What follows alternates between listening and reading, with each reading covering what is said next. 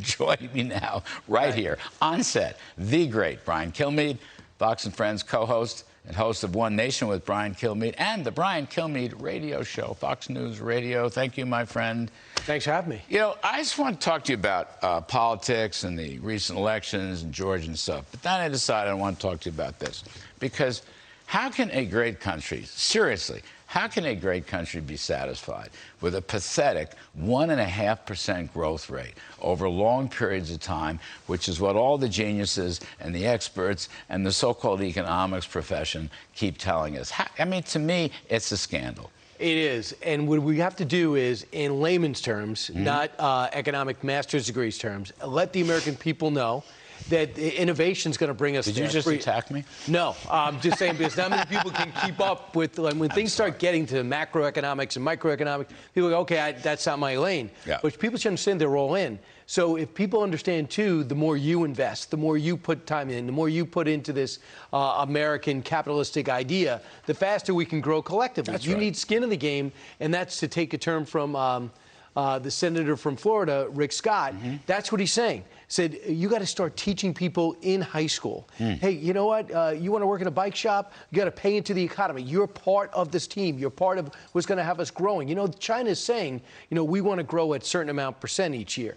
They hit the whole country on that level. Not much I want to copy from China, but they get the sense that they're all moving in the same direction. Well, they used to. Anyway, right. They used to. They used to. With 3.5 to 4.5%, that could be a goal. How do you get that done? This is how we do it. And then when that number pops up at the end of the month, it's our number, not Joe Biden's numbers or Donald Trump's numbers. You know, I like that. I mean, we used to grow, even with the terrible 1970s, where we had double-digit inflation and repeated recessions. Even with the sloppy 50s, nonetheless, for over 50 years, we had 3.5% of growth. Just sort of call that over twice the growth rate that the geniuses are predicting now. And I'm just saying, imagine the resources available, the job opportunities, the minority opportunities, the revenues to cut deficits and debt, the money for national security, all these things, new ideas, new innovations, new technologies. So let me just bridge to this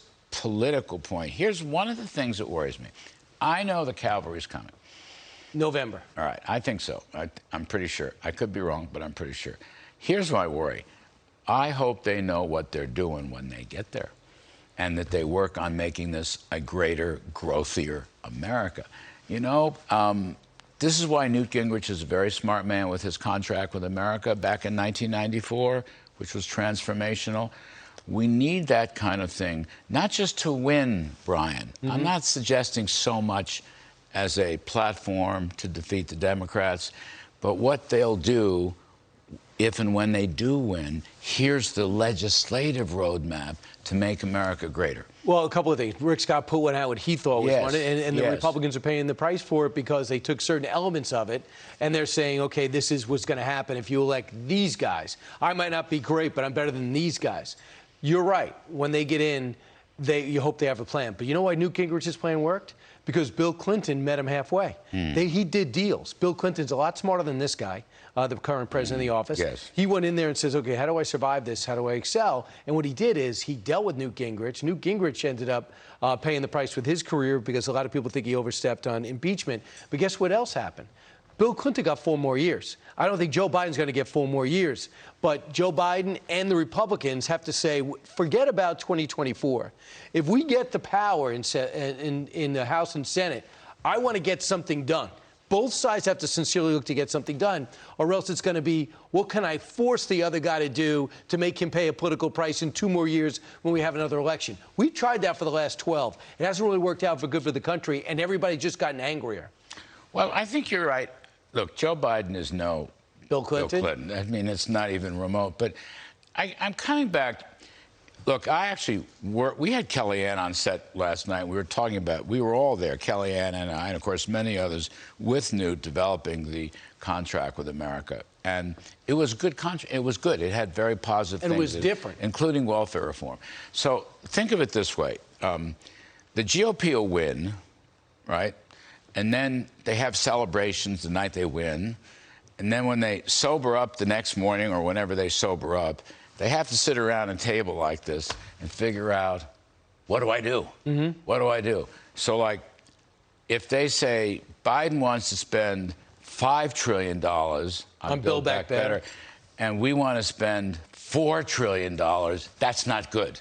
Right. That's not, you follow me? There has to be a legislative agenda that has growth and deregulation and balanced budgets and spending cuts and national defense. You follow?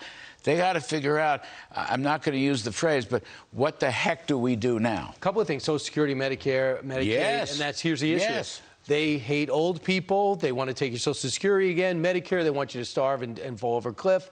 So I think Republicans got to anticipate this will be the argument, but instead you come back with simple math. So these are unaffordable at this current rate. Here's a more sensible way to approach this, freeing up much more of the economy towards discretionary spending. Instead of like the automatic withdrawal that comes out of our account every single month leaves us no play money, right? Even to use any imagination or any experimentation, and it just keeps growing. So what you do is you have deficit spending. They grow the deficit, and that becomes a political talking point. So you have to have some buy-in on both sides. And I just always thought growth, job. Look at now. See what here? We've never had this. 109% of GDP equals the new debt estimates from the congressional. That infuriates people. Right. Inflation ranks higher than unemployment. That infuriates. Well, spending as a share of GDP at record highs, deficits and debt at record highs. Now's the time to act. I'm just saying to my Republican friends, can we do some policy planning so when we win and the cavalry comes, we will know, let's go in the right direction. So you know what I know you're great at the catchphrase. I'm going to give you one. Yes. Do you have a pen there, right? Yes. Okay. Take the Save America. No, ready? Oh, sorry. Growthier America. Please don't lead the witness. Don't be afraid to bore me. Ooh, boredom. Because bore me with policy. Bore me with things that are going to get things done. Bore me. Don't be afraid to bore me. Bore me with detail. And you go out there. How about just a growthier Stop America? arguing. How about start America doing first? How about growthier America? I love growthier. But how? That's a new word I invented. When I come back at Larry Kudlow and I say, how do we do that? That's going to be the key. And that's where the boring stuff, the dollars and cents come in. That's what I spend my life doing, boring policy stuff. Right. So it's got to be the stop. We got to get to a point where whether it's a president in his last term or one that doesn't want a second term or old enough to not want a political career, just to say, I'm going to do the right thing for the country, let the chips roll forward and make. I haven't seen that in a long time. But we're going to work on it. Right. We're going to work on it. We're going to bring you in to work on it. The only reason I have to go is I blew through a hard break last night, and they won't let me forget punishment. that. Right? So I pay the price? So you're gonna I pay the price for a non-disciplined Wednesday. He's already going like this, like this. It's incredible. Who was the guest that cost me my time?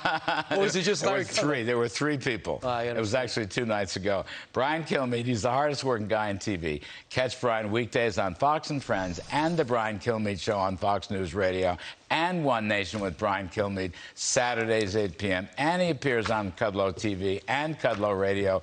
And once in a while, I do his radio show.